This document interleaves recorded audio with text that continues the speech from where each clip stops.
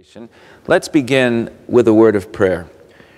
Dear Heavenly Father, I thank you for your watch care over us, the way you've brought most of these people anyway, many hundreds of miles, some even thousands of miles, to this spot to learn more about you and the times in which we live, that we may speak up more strongly and act more vigorously for the kingdom of God that is growing among us as we wait for the greater fullness of the kingdom of God's glory that I believe is soon to return.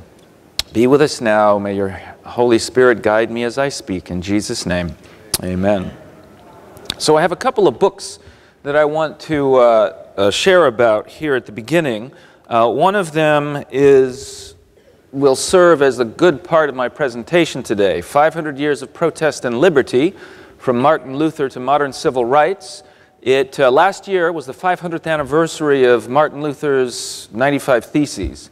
And so I took that as a time to write some new material, but also gather some material that I've published in Liberty magazine over the last 20 years, and put it together in a special anniversary edition that asks the question, that traces the rise and development of religious liberty from Martin Luther and the 95 Theses all the way to the election of Donald Trump a couple of years ago. And I ask some important questions about how our heritage, our Protestant heritage, that all the evangelicals, Trump promising to restore Christianity to influence in this country, is that the genuine heritage of American Protestantism, or is it something else? And so we'll explore that in this book and in this presentation today. So there's another book that was just came across my desk in physical form about 1 month ago. Now, you're all familiar with the traditional Adventist eschatology of a conflict of worship at the end of time being the final test, and that conflict being demonstrated over days of worship, right? And whether Sabbath or Sunday, the seal of God and the mark of the beast. And many of you are familiar with this because you've read the book, The Great Controversy, right? And it is the scenario that's set out in The Great Controversy. And some people have grown critical of that scenario because there's not much action with Sunday laws these days. Secularism has been on the rise in the West. And they say that Ellen White was reflecting what was happening in her day. Do you know when the version of The Great Controversy was written in 1888, there were Sunday laws pending on the floor of Congress. And so some people say she was just reflecting the culture of her time. Those of you who know your Adventist history know that she didn't originate this prophetic understanding. Rather, she drew on Uriah Smith and his Daniel and Revelation. But those of you who really know your Adventist history will know that it was Joseph Bates, who was the first Seventh-day Adventist, in 1849 to write about the Sabbath as the seal of God and Sunday and Sabbath being the last great controversy on the topic. But while I was doing my dissertation, I came across in electronic format an old manuscript, not 100 years before Uriah Smith and Ellen White and Joseph Bates wrote, but 200 years before, on another continent. A Seventh-day Baptist by the name of Thomas Tillam wrote a manuscript, more than 100 pages, where he defended the keeping of the seventh-day Sabbath. And in that book, he talked about the last great controversy would be the conflict between Sabbath keeping and Sunday keeping. And he identified the mark of the beast as being enforced Sunday worship. That book hasn't been in print for more than 200 years. I found a scanned copy of it in an electronic database that I don't think Adventists had ever seen, because this had never been mentioned anywhere that I had read. Well, I made a copy of it available on the internet, and an organization based in England called Wilderness Publications has republished it for the first time here. This is a rare and important document because it shows that it doesn't prove that our reading of Revelation is correct, but it certainly does respond to the argument that it was a creation of 1880s America or 19th century America. No, another Christian living 200 years earlier on another continent read these same things in the book of Revelation. So I think it's a very exciting and powerful evidence and support for the Adventist historic position. I have 5 copies of these that are available in the back afterwards for those that are interested. And the name of this book is The Seventh-Day Sabbath Sought Out and Celebrated, and the author is Thomas Tillam, though the full title, and this is a little bit disappointing, they have it on the inner fly, The Seventh-Day Sabbath Sought Out and Celebrated, or The Saints' Last Design Upon the Man of Sin, with their advance of God's first institution to its primitive perfection, being a clear discovery of that black character in the head of the little horn, Daniel 7:25, the change of times and laws, with the Christian's glorious conquest over that mark of the beast and recovery of the long-slighted seventh day to its ancient glory. Right? So it was when they wrote the titles long enough that it encapsulated the whole argument of the book, just in case you couldn't buy the book. So there you have it. So, speaking as a dragon today comes from a prophetic book and chapter of the Bible. My title is alluding to what chapter of the Bible? Revelation 13. There is a lamb-like horn, lamb-like beast with horns like a lamb, and it speaks as a dragon. And my question for you this afternoon is, what do those 2 horns represent in prophecy? What did our pioneers understand? Civil and religious liberties. Other people have framed it in terms of Protestantism and republicanism.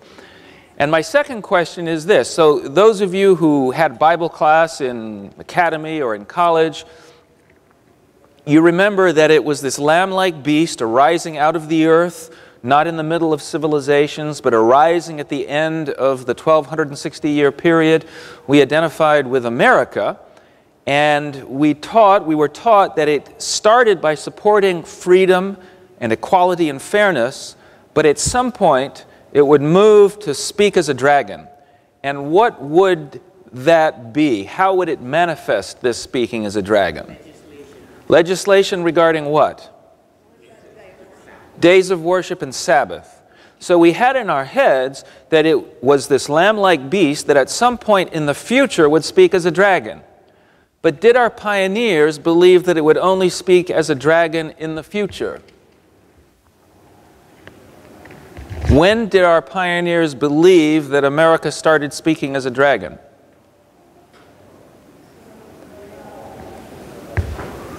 Does the text suggest there's a period of time between it being lamb-like and between it speaking as a dragon?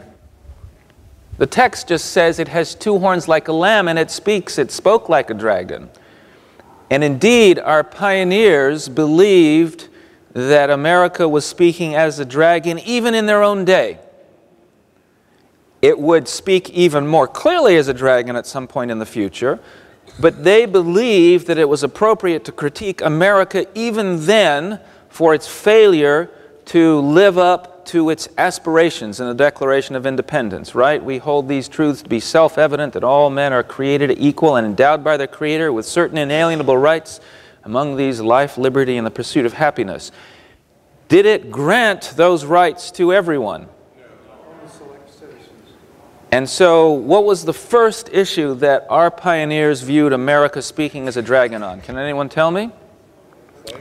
Slavery. And we'll go back to this quote here. Well, first of all, I want to make the point, the 2 horns were republicanism and Protestantism, right? And Ellen White describes these. Protestantism is shorthand for freedom of religious faith, right? You remember the chapter in Great Controversy on the protest of the princes? Protestantism came from that time when the princes protested against infringement of conscience. In matters of conscience, the majority shall have no say. And what is republicanism, though? It's a little trickier. Which? So a representative form of government, a representative democracy, and Ellen White says it here, guarantees to the people the right of self-government, providing that representatives elected by the popular vote shall enact and administer the laws, right? And the enactment, and so you might think of Abraham Lincoln's government of the people and by the people and for the people. It's a government that respects the rule of law, that applies laws equally, that isn't based on who you know, but on how you behave before the law, separation of powers, checks and balances, and freedom of the press is this whole package that allows a representative government to function and that preserves freedom of all kinds and certainly freedom of religion.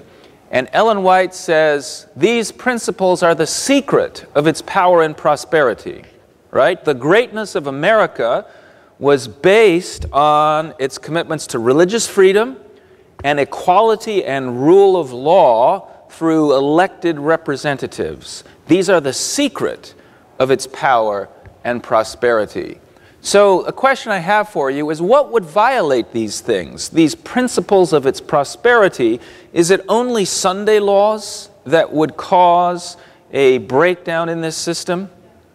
It's broader than that, isn't it? And so our early pioneers, this amazing poem that Uriah Smith wrote in the Adventist Review, 1853, 10 years before we took on our name, but at a time when we existed and the Review and Herald was already in circulation. And he talks about this lamb-like beast that arises with these two fundamental principles.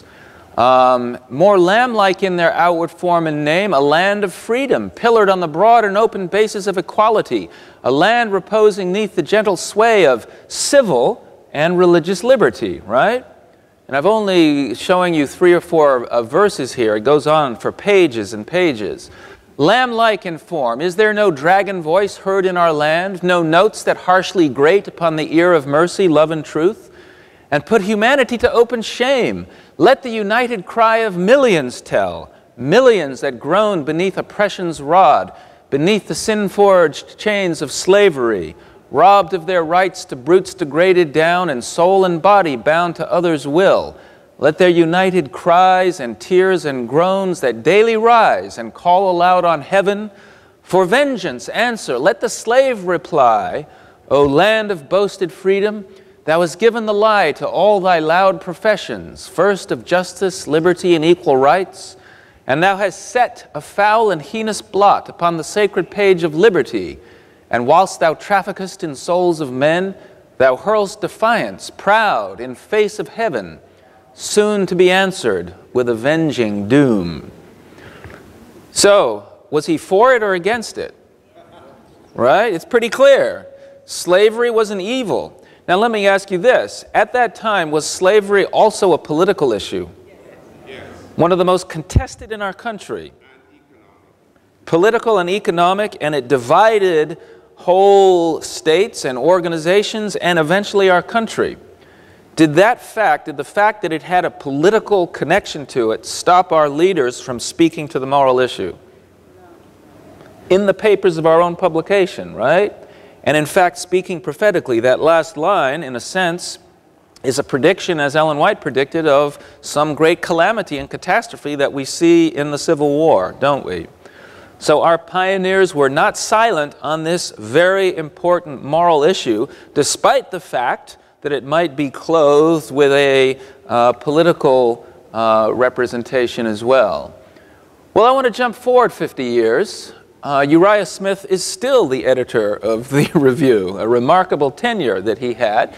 But he's not the sole editor anymore. A.T. Jones, that champion of both religious liberty and righteousness by faith in 1888, he also is the editor, and there is an editorial that they aren't both their names, and I'm not sure who the main author was, but we know Uriah Smith liked talking about the lamb-like beast, but a lot of this language is also seems quite determined, like A.T. Jones used to write, so it could have been written by them both.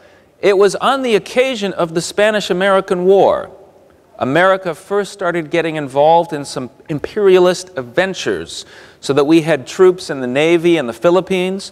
Now, how many of you, more in the last decade or two, we've been talking about enhanced interrogation techniques and waterboarding and stress positions and beatings. Well, you know where the American government first used these things? Spanish-American War. First time we broke out the waterboarding. So there were some basic principles, our pioneers thought, of democracy, of due process, of representative government. We were acting in an imperialistic, high-handed fashion, and both Jones and Smith felt that it needed to be pointed out. And they said this.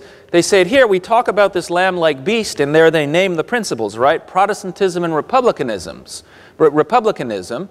And then it speaks as a dragon and becomes oppressively cruel. This apostasy from the principles which at first are the this is an apostasy from the principles which at first are the characteristics of the nation. For several years we said much, never half enough, about the apostasy of the nation from its fundamental principle of Protestantism.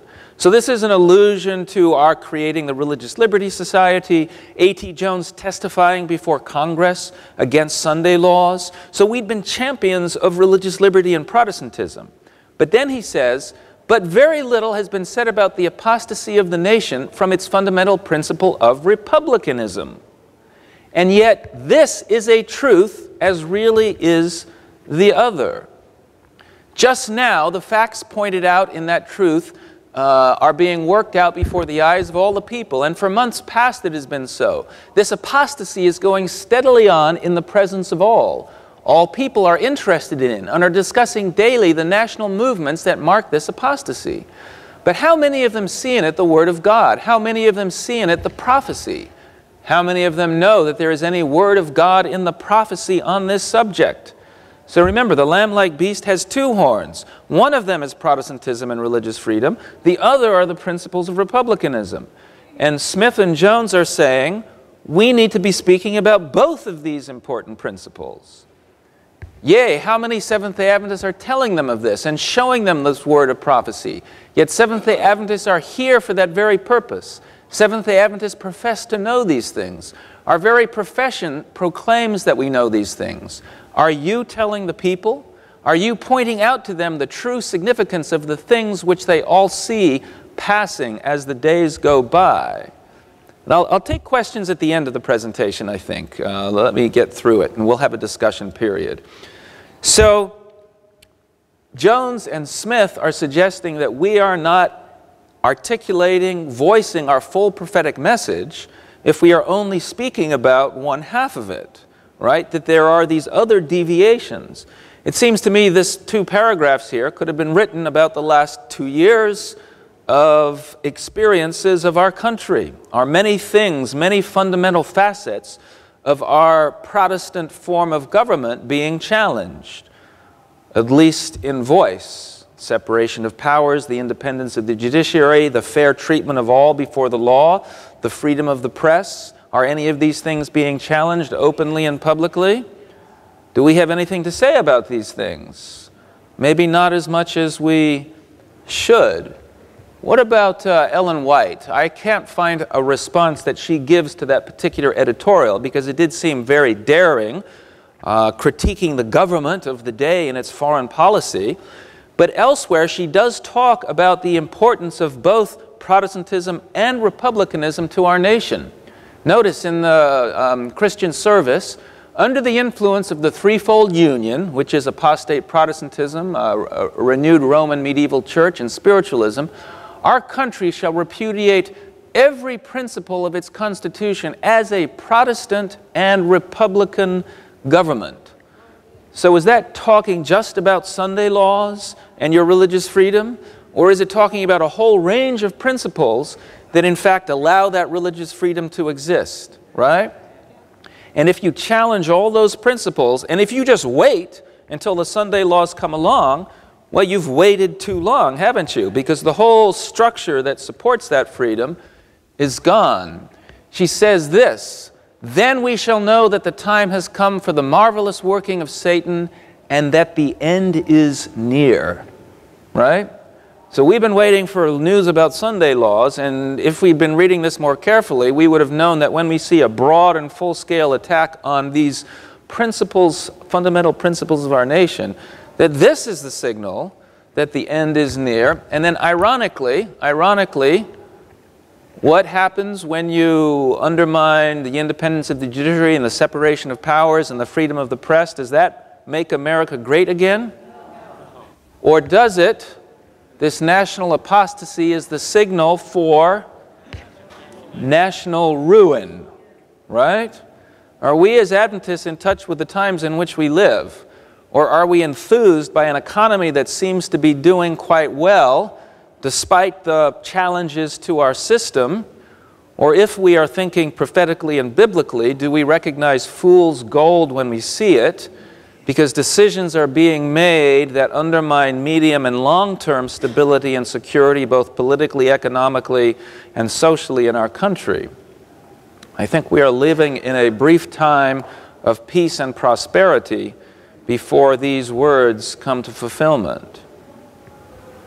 Has this happened before?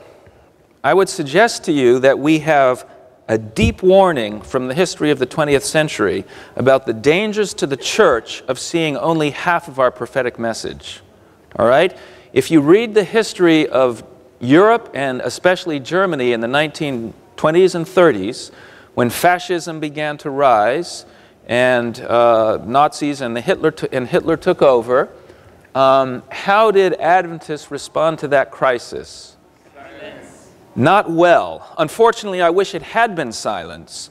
But the reality was, at least for the church in Germany, many of the Adventists there spoke openly in their support and admiration of Hitler being the savior of the nation, of being a restorer of the national greatness of Germany. You can go and read articles on this. It's been well documented by Adventist historians. And it's a sad, sad part of our history. I'm not here to judge or blame them. The church there has apologized for this. In 2005, you can find it on the Adventist Review. They sent out a statement apologizing for their praise and support of Hitler. And then this is the worst of it, and it makes me cringe. When Hitler and the Nazis commanded the Christian churches to turn over the Jews in their midst that had become Christians, we complied with that. Now, you may have heard of the Confessing Church. Dietrich Bonhoeffer and Karl Barth and others, the Barmen Declaration. It was at that moment where they said, no, we cannot do this. The blood of Christ covers all. And they heroically stood for their faith and for their Jewish friends, and some of them paid for it with their blood.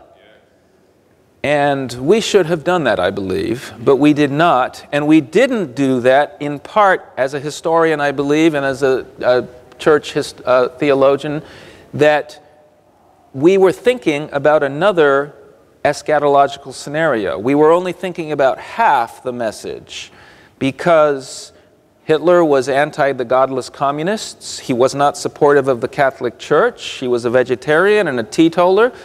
So what could be wrong? And many Adventist soldiers were given Saturday mornings off to attend their church. So if we were just looking for Sunday laws and Catholics and Protestants uniting, if that wasn't happening, we said this is not our battle. And I think we profoundly misunderstood and misread the moral crisis of the time. But we would never do anything like that again, would we? Or would we? Is it possible to become so caught up in a focus on only one part of the prophecy that we miss the message of the larger prophecy that is playing out before our eyes? And I'd like to suggest to you that the latter is what is happening today. What has been happening, and I don't want to focus this on, even though the implications seem obvious, it's broader than any one man or even any one political party. There is a movement in the West that includes Western Europe that is a movement of a rise of support for and enthusiasm for what I would call a populist Western Christendom. Right? We see this in Europe in various places. It's triggered by a concern about the other, about outsiders, about people who aren't like us, whether they're Muslim terrorists from the Middle East or Mexican criminals and rapists. And I'm using that language euphemistically, right? I don't believe that. I believe that there are very few people that match that description, and that the vast overwhelming numbers of people don't match that description. And so if you actually look into statistics, immigrants and even illegal immigrants have lower levels of criminality than the general American population. Did you know that? And it's because they need to stay clear of the law in part, right? They don't want to be caught up in wrongdoing. And yet when rhetoric is used to identify them especially as evil and dangerous and problematic, it's not being done for real practical reasons, it's being done for political, rhetorical reasons to gain power and influence. And it's a very, very dangerous pathway. It's happening in Europe. Various European nationalist groups play their Christian identity against the non-Christian roots of many, especially Muslims. Now, is Christendom and Christianity the same thing? So if I'm calling for a return to Christendom, should that be confused with a call to return to true Christian principles? What is Christendom? So what? Christian kingdom? You look like a dog, you walk like a dog, but you're not a dog. So it has a Christian facade to it. So we might, this is the technical term that historians and others use for the formalized political powers of Europe that were developed in connection with Christian identity. But if you think about it hard enough, we often think, well, Christianity and Christendom, Christendom carries Christianity, right? Well, probably not so right. And in fact, if you think about what Christ said about swords used on behalf of his kingdom, what did he say? My kingdom is not of this world, therefore my followers do not fight. And he took the sword from Peter. And so if you think about it, Christendom, far from being kind of a brand of Christianity, is in fact a heresy of Christianity. It is a going directly against the teachings of Christ. It started when Constantine caused Christianity to be the official religion of the empire, and it was really fulfilled at the time when Justinian made it the only lawful religion in the empire and gave the Roman pontiff the authority to persecute and to use the death penalty against heretics. That is Christendom. So when people call for the restoration of Christendom, you realize that something different is going on than a call for a return to our true American Protestant heritage.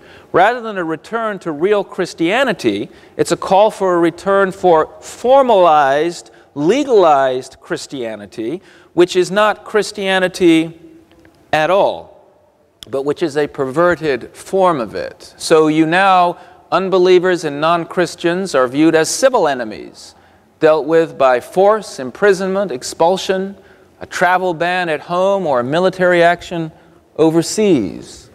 These are lightweight versions. We haven't had full-blown Inquisition like they had in the Middle Ages or Crusades, but we're coming close. Modern versions of the Inquisition, I talked about waterboarding and stress positions and beatings being used by the Americans in the Spanish-American War, but their roots actually go back much before that. And all these methods were in fact used in the Spanish Inquisition. This is where these techniques find their roots. They were picked up by communist powers and then developed by American powers as well in our war on terror.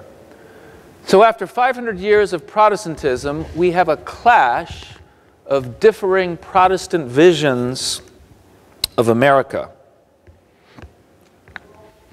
And we saw recently in Charlottesville, there were protests and violence.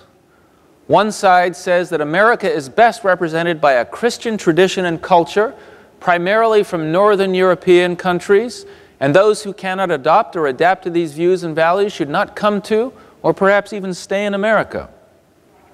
The other says that America is best represented by the kind of Protestantism that extends tolerance and liberty to all religions and cultures, and its values are best seen in its commitment to liberty and justice for all.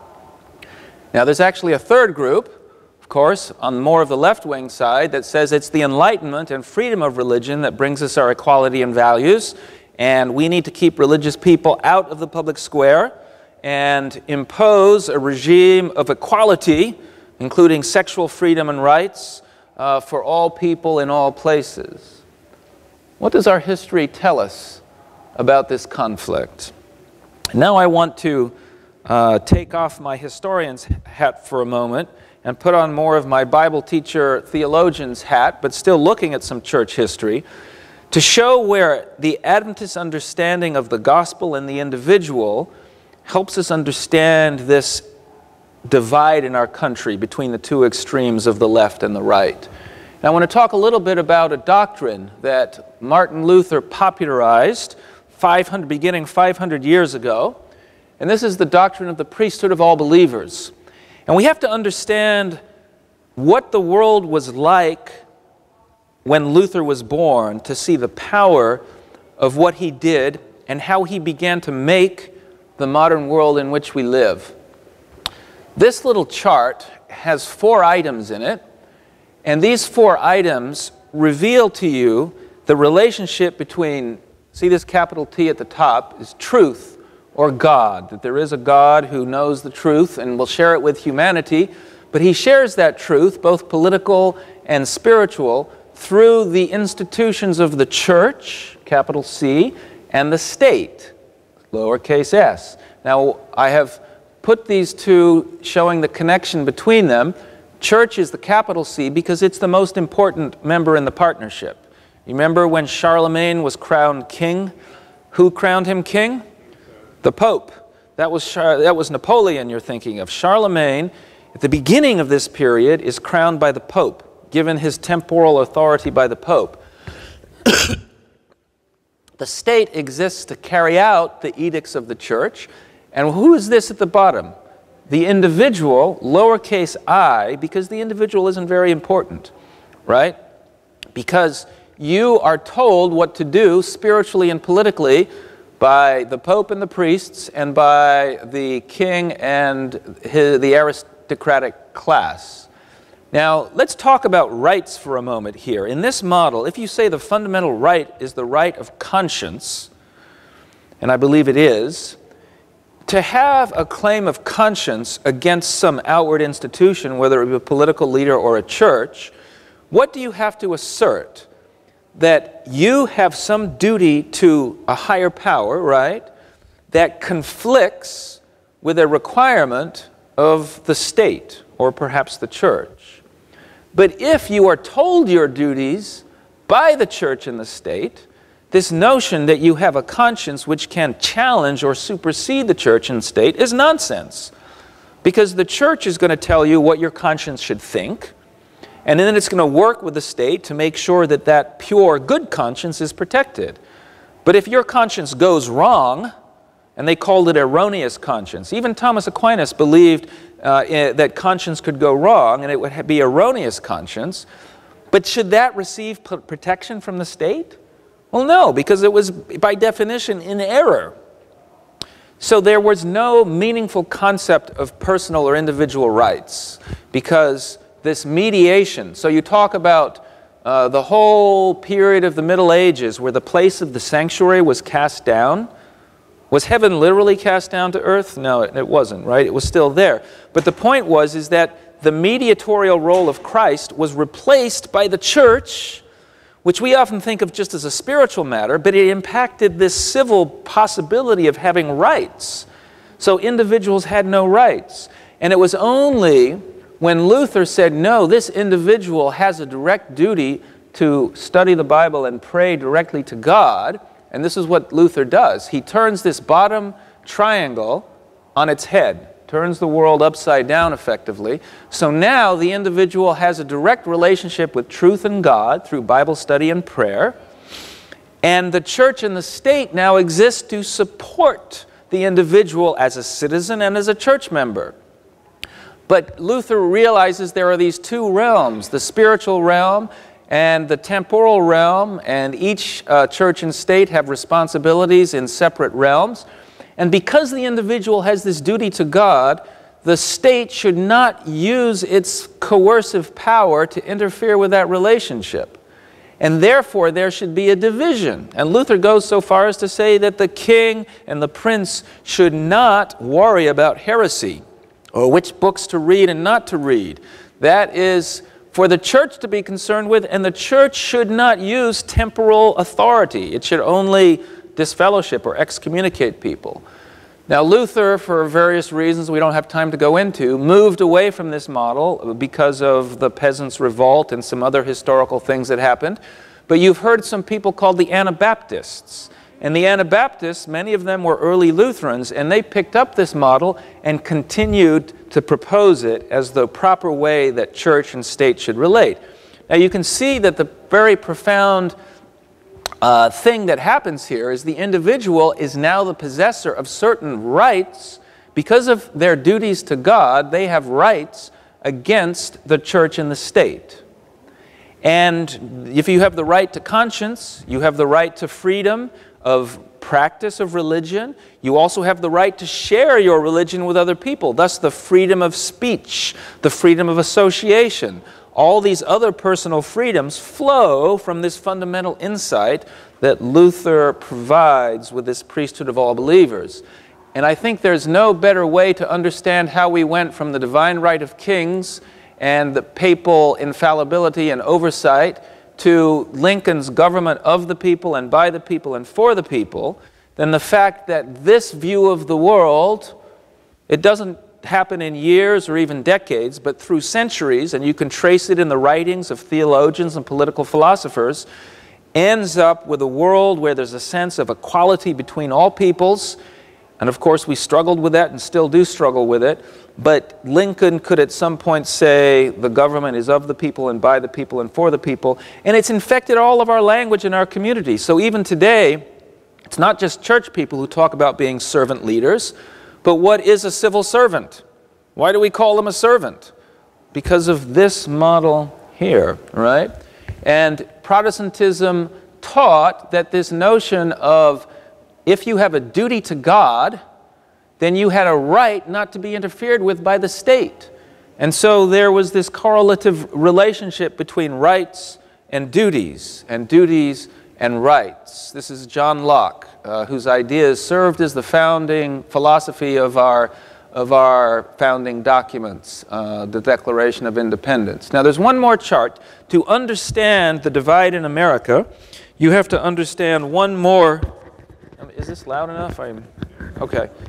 One more chart, and that is this. Do we live in a day and age when people believe absolutely in truth and God that can be discerned through the Bible and nature? Or do we live in an age when people believe your truth is your truth and mine is mine, but you know, everyone has their own truth, right? We live in this postmodern world, and that's captured by this slide here. Lowercase t truths. Now, the individual is still important because only you can know what's true for you, right? But there are, I think, limitations on the importance of the individual, because if there are no overarching principles that bind us all together, commitments to individual dignity and justice, then very quickly the needs of the many are going to outweigh the needs of the few. So if individuals start perhaps appearing to threaten our safety and security, there's nothing that we won't do to keep them at arm's length. So you may know who Alan Dershowitz is, famous Harvard law professor, who's known as kind of being, you know, a left-wing liberal law professor type. But after 9/11 and the war on terror began, he soon found himself writing treatises defending the use of torture against individuals suspected of terrorism. So he was very quickly able to overcome the importance of the individual. Whereas a Christian philosopher would say, even if you have a suspected terrorist, the use of torture invades the fundamental image of God and dignity of that person. But the left-wing secularist has no such overarching, principled, metaphysical view of the human being. Also, you still have a separation between church and state, but notice this. Under the medieval model, you had the church being a capital C, but here, what's more important, the state or the church? The state. And in fact, the church If this model is based on a kind of epistemological skepticism, a belief in relativism, who is it that threatens this tolerance? Right? Anyone who believes strongly in absolute truths or beliefs. And who is that? Those crazy Christian people, right, who have this Bible and a belief that there's a God who tells them what's right and wrong. And therefore, we need to separate church and state to keep those crazy fundamentalists outside of public influence. Not just out of the government, but out of civil, educated, polite society. So you look at all our major universities that are not public, Harvard and Yale and Columbia, where I went to school, hardly a religious thought can be found there. And yet that's not necessary because of the separation of church and state. They're private institutions. It's because they have a fundamental commitment to this view of the world, and they think religion and religious ideas are fundamentally at odds with it and dangerous. So the separation of church and state that was promoted in the late 1970s, 80s, and 90s was really a version of this: marginalize and squash religious believers. So I can give you a little chart that shows you the history of 2,000 years in the West, as well as the history of our own country, right? The medieval world from the 500 to the 1500s. But it also was Puritan New England, wasn't it? There wasn't a lot of religious freedom there. It was this middle strand of dissenting Protestantism, John Locke and Roger Williams, and our constitutional founding, upon which our Bill of Rights was based. And then in the 20th century, relativism and skepticism came to America through its higher education, and there's a whole separate lecture. We could talk about that. We don't have time here. But this is the world as it existed in the 20th and the 21st century. But you notice I put an end to this on 9/11, because when terrorists attacked America, the elite opinion about relativism, all religions being the same and equal and maybe equally untrue, in the popular mind, that became almost completely discredited. And so the academics and the elites still believe that, and our liberal media still sort of operates from this framework. But more and more people began voting and supporting people who had more of a view of the world of, well, this or maybe even over here. Because this view became less and less supported, and more people began to think about the safety of this view here. So you have our the liberal media putting out its views of life, the universe, and everything from here. And then we have a conservative media that is more here, and they push each other further and further and further to the extremes, right? And is either extreme a safe place to be? One represents a medievalism that has a moral absolutism that we may agree with some of their morality, but eventually it's going to step on our freedoms. On this side, there's a lack of moral compass, though there's a great openness to various kinds of freedoms, though not freedoms that may contradict the secular ideological outlook, especially in its sexual and gender commitments.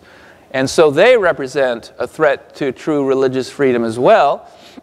And we have a shrinking middle ground that represents the dissenting Adventist Protestant position, which probably you in this room know more about than most people because of your familiarity with reading The Great Controversy, where these principles are largely set out in this way. Now, in my closing few moments here, I do want to leave a good 15 minutes for questions and answers. I want to, so this chart should give you an insight into the culture war that we have in America, right? And we should see that we can't just choose up with one side or another, because both of them have fundamental problems in the way they relate to truth or morality or both. And I think that what we have seen in the last 2 years is a complete revolt by the common people against the narrative that the elites in our country were proposing based on this model. And we've had a backlash to a kind of centralized authority that will set right morality in our country and stand up against those liberal bullies. But I'm concerned that it's not really reflecting what our heritage and commitments are here with the republicanism and Protestantism we talk about. So we just had a Department of Justice release a statement. How many of you saw this? On Monday, our Attorney General talked about how the department was going to promote religious freedom. And there's a whole list of items, and as you go down those items, I wouldn't argue really with any of them. There's 20 points. The problem is, like often Adventists in their prophecy, they're only emphasizing one half of the fuller message that they have. We have a free exercise clause and an establishment clause. The free exercise clause protects religious practice. The establishment clause is meant to protect against the government promoting or endorsing religion. And it's good that both these clauses are held in balance. And unfortunately, the liberals tend to want to diminish on this side, they want to diminish the free exercise clause and make very robust the establishment clause. So we keep religious people out of the public square and everywhere else, and we don't protect their religious freedom very well.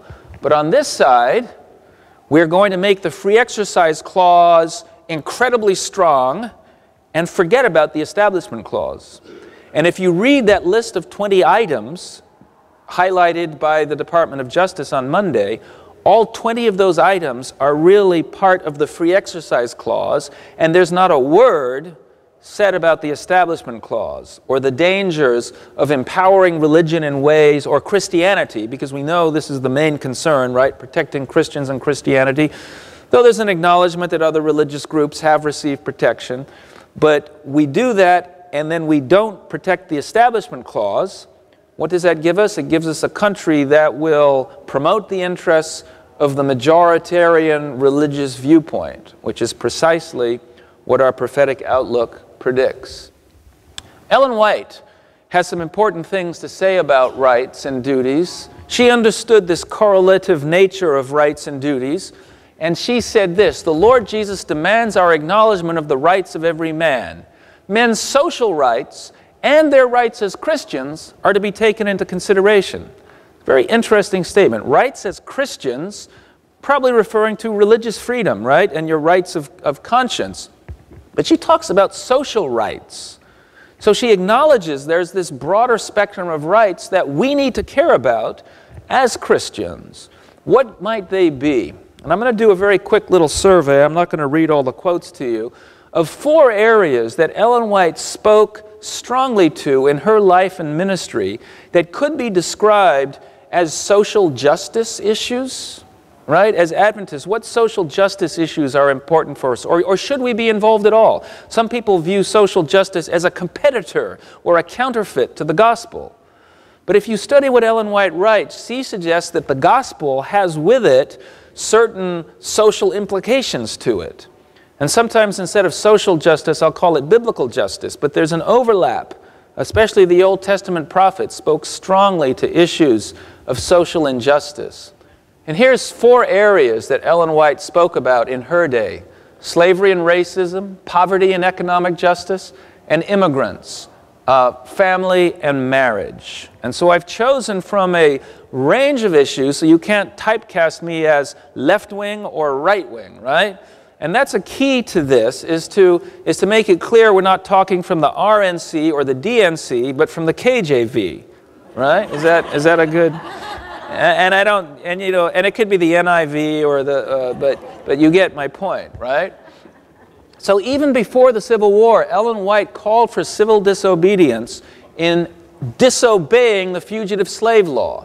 The law of our land requiring us to deliver a slave to his master, we are not to obey. Did this have to do with religious freedom? No, it had to do with a more fundamental civil right, didn't it?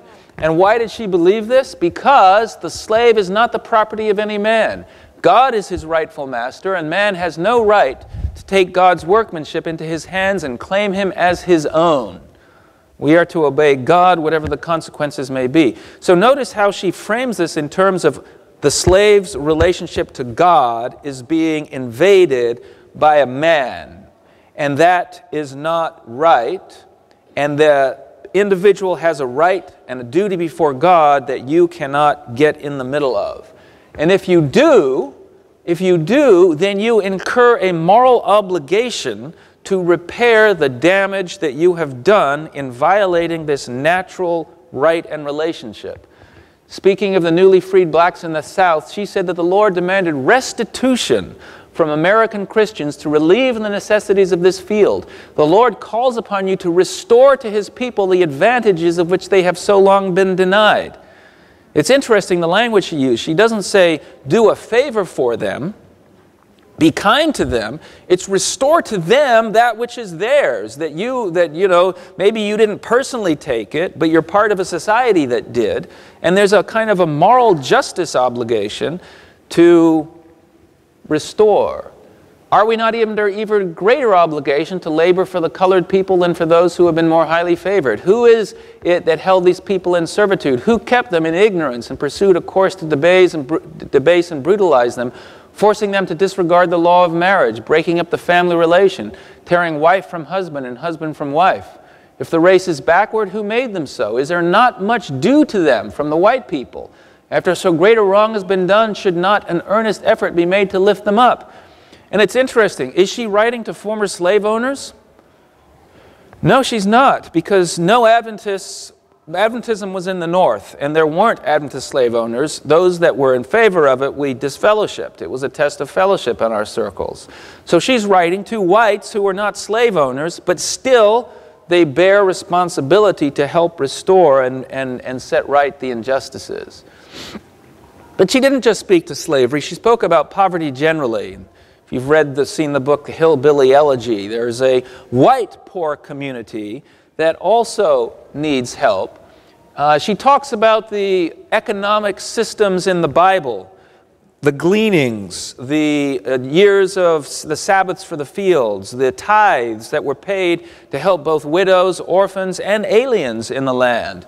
Every 50 years, all land restored to the original family owners. This is a very intrusive form of government regulation to seek for social equality. Without some restraint, the power of the wealthy would become a monopoly. The poor, though in every respect fully as worthy in God's sight, would be regarded and treated as inferior to their more prosperous brethren.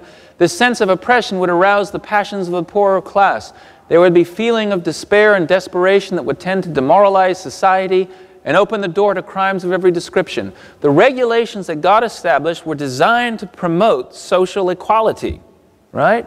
A very complex system that protected.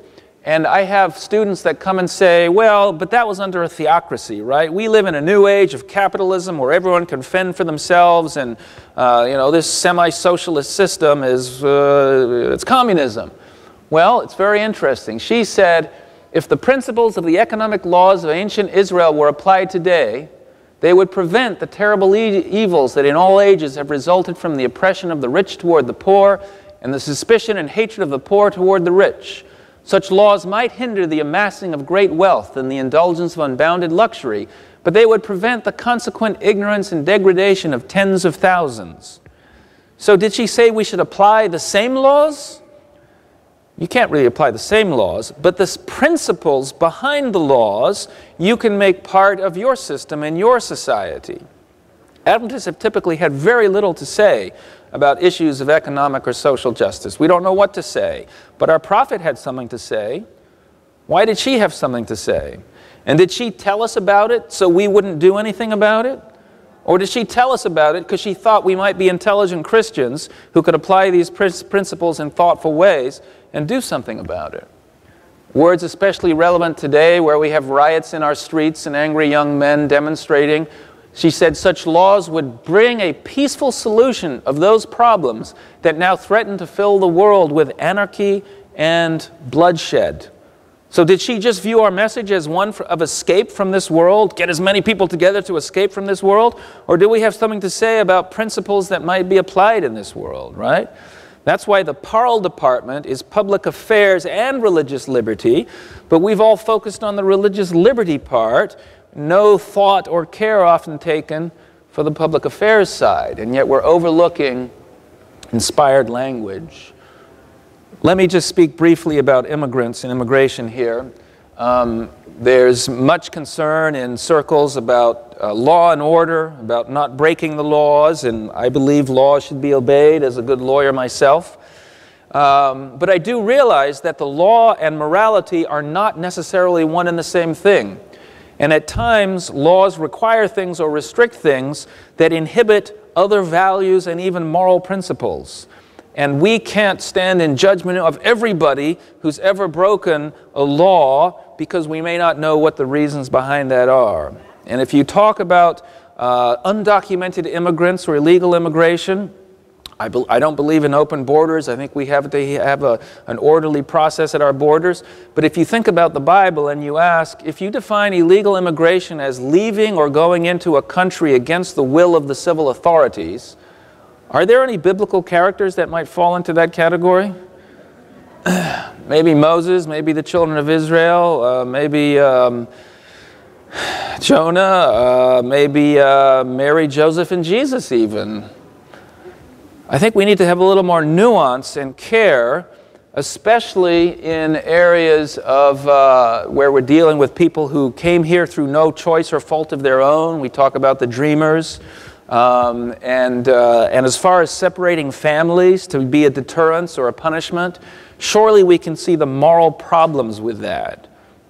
Ellen White says that we should view immigration as an opportunity to share and spread the gospel.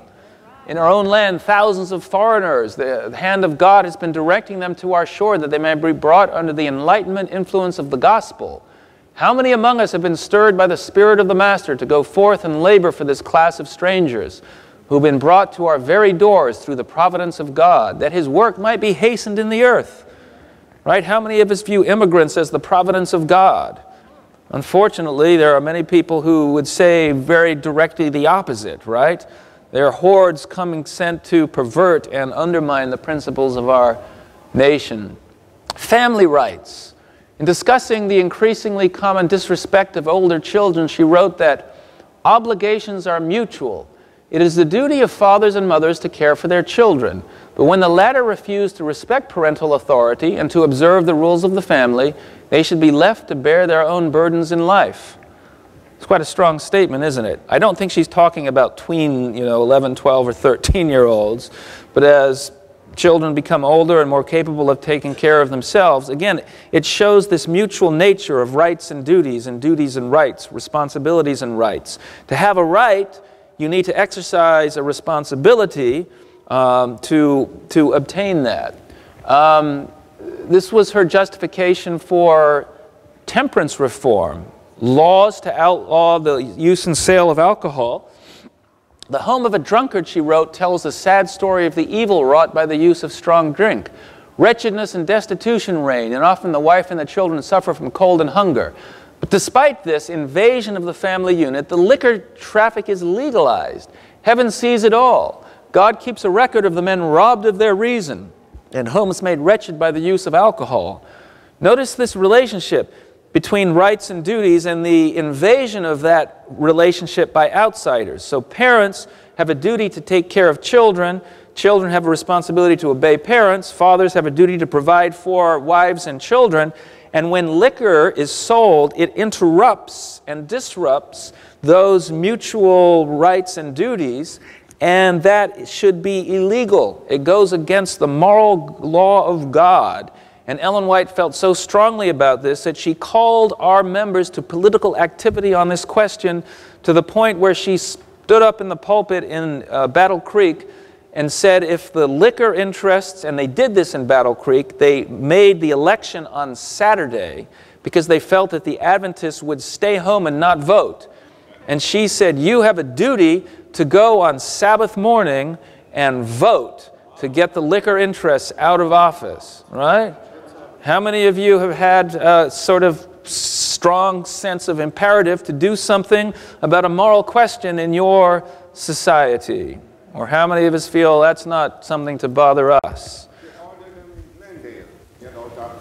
In Glendale to do the same thing. Okay. For this reason, Ellen White involved herself in the nationwide movement of alcohol prohibition and the passage of temperance laws. The prophet of God spoke to the largest audiences of her life, 50,000 people in Europe, non-Adventists, arguing for temperance reform, for the passage of laws. Yet, if she had such an important spiritual message, why would she waste her time on these political matters? She viewed them as part of the proclamation of the gospel and its impact in the world today.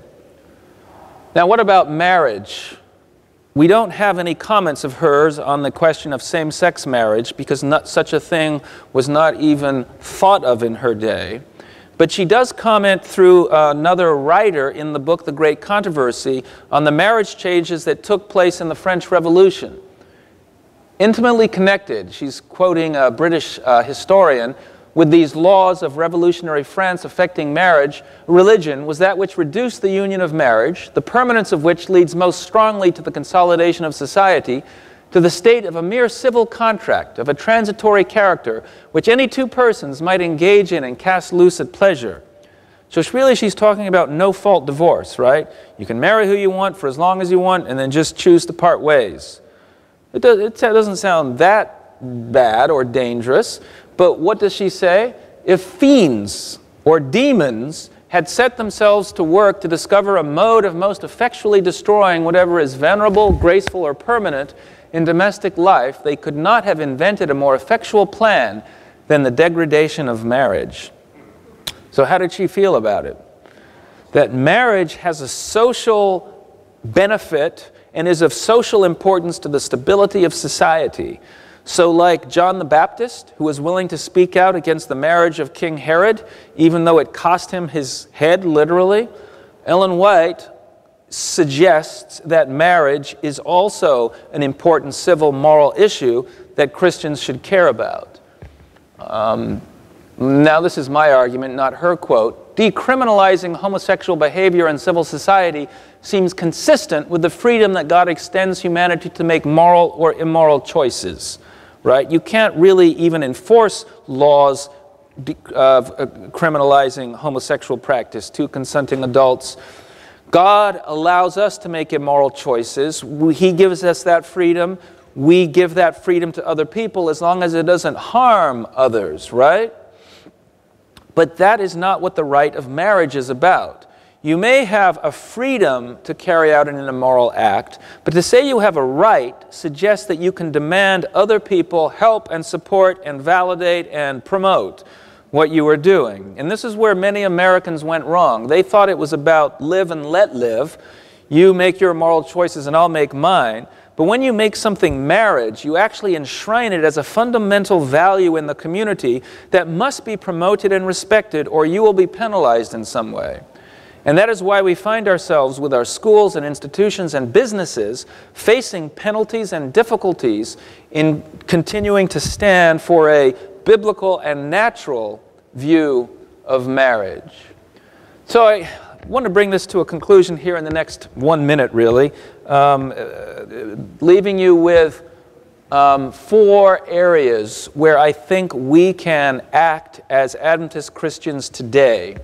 And one of them is in the field of family, marriage, gender, and sexuality. It's the other institution from Eden, right? We think an institution of Eden from the heart of God's law will be attacked in the last days, and we've all been waiting for the Sabbath.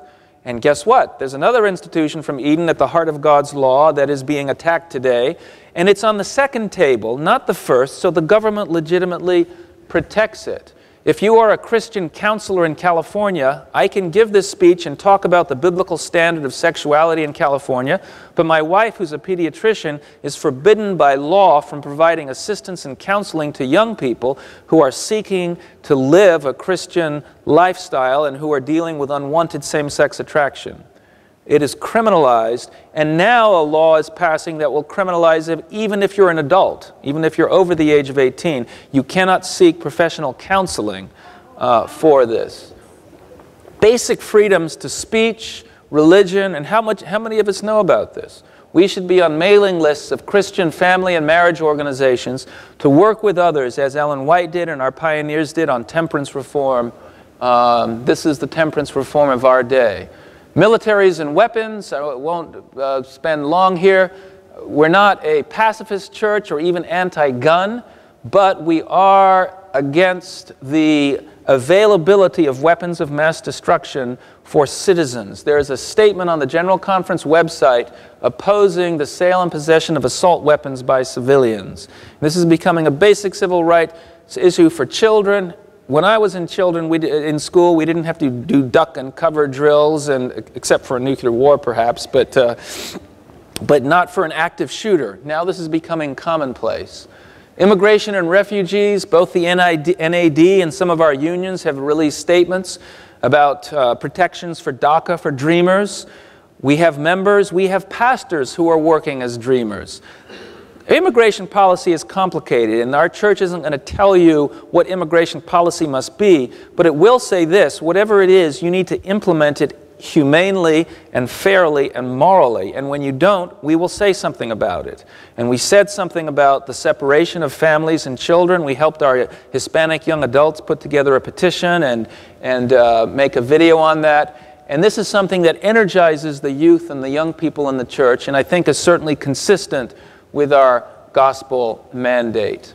Finally, Muslims. I think this is a wonderful time for us to be building bridges with this community that's under stress and de-stress. Attacks and hate crimes against Muslims and mosques have gone up tremendously in the last year or two because people feel freed by rhetoric that is aimed at them, that demonizes them, that calls them out, and you have people who are more willing to be hostile and violent. Christians need to be there, making clear where we stand on these questions. I think if Christ was telling the Good Samaritan story today, who would the Good Samaritan be? Samaritans don't mean anything to us, right? We don't have any prejudices or biases. I think it was the group that the Jews had demonized. Remember, they told Christ, "You're a Samaritan and you have a demon." We demonize Muslims today. I think it would be a Muslim imam, and it would be appropriate because they're very hospitable people. And they have taken care of friends of mine for 3 days who've been lost in foreign countries. We are building bridges with a mosque near the Andrews University, and we have the imam there who's interested in coming and doing a PhD in the book of Daniel. We share much in common in creation, on judgment, on the second coming of Christ. And it's a wonderful time to be building bridges with people because they really need neighbors now. Anyway, those are 4 areas that I felt that we can do practical things as Seventh-day Adventist Christians on in light of our prophetic heritage. I've covered a lot of ground, a lot of ideas. Thank you and God bless.